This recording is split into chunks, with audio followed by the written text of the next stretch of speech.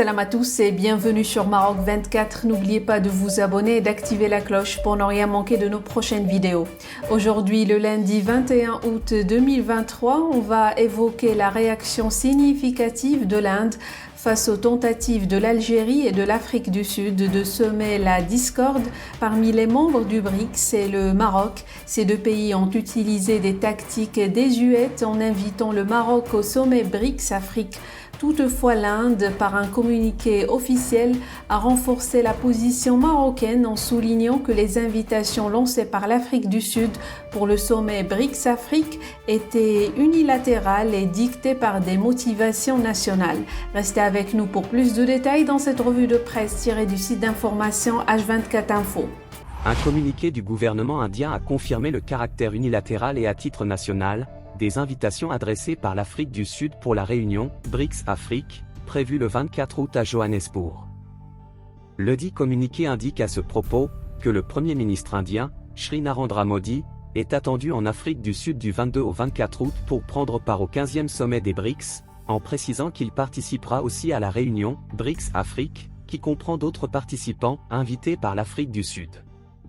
Une source autorisée du ministère des Affaires étrangères avait affirmé qu'il s'agissait d'une réunion organisée sur la base d'une initiative unilatérale du gouvernement sud-africain. La même source avait souligné que pour le Royaume du Maroc, il n'a jamais été question de répondre positivement à l'invitation à la réunion BRICS-Afrique à quelque niveau que ce soit. Ce communiqué tombe peu de temps après l'échange qui a lieu entre les diplomates en chef marocains et indiens hier.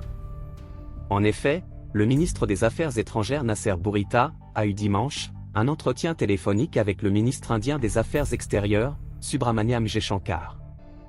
Les ministres se sont félicités du haut niveau atteint par le partenariat stratégique entre les deux pays, convenu à l'occasion de la visite historique du roi Mohammed VI en Inde en novembre 2015, et ont examiné les opportunités et les instruments visant à hisser les relations bilatérales à un niveau encore plus ambitieux, indique un communiqué du ministère des Affaires étrangères.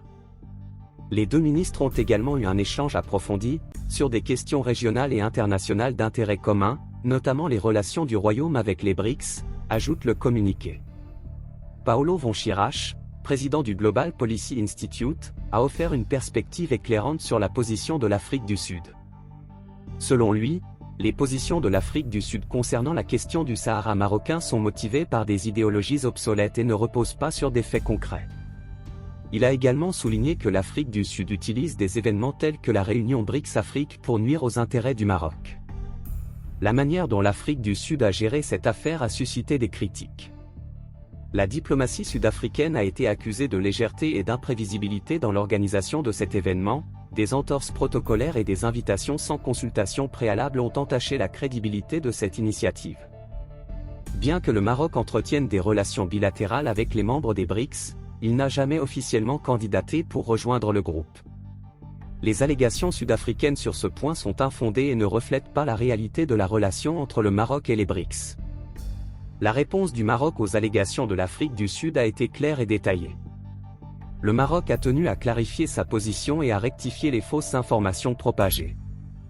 Cette situation soulève des questions sur la diplomatie sud-africaine et met en lumière la nécessité de la transparence et de la consultation dans les relations internationales.